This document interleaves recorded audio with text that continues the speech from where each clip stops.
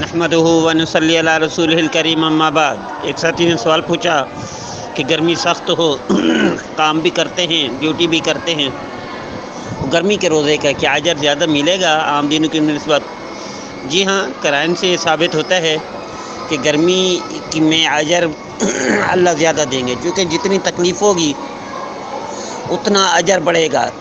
جس قدر پیاس زیادہ لگے گی اور رگیں خشک ہو جائیں گی، یقیناً اس میں تکلیف ہوگی، تکلیف پر اجر ملتا ہے، اجر جو زیادہ ملے گا، اس میں کوئی شک نہیں۔ اسی طرح سوال پوچھا کہ ساتھی نے کہ ہم نے سنا ہے کہ نمک سے روزہ افطار کرنا سنت ہے،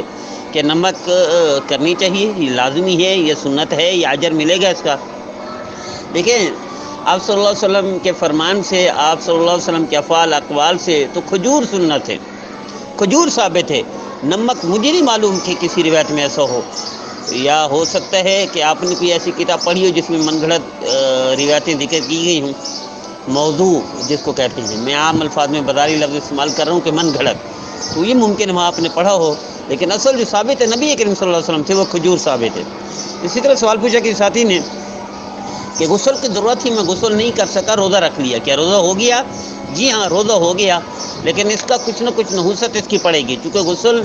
کے بغیر آپ نماز نہیں پڑھ سکیں گے، تلاوت نہیں کر سکیں گے، ذکر قرآن کی تلاوت نہیں کر سکیں گے،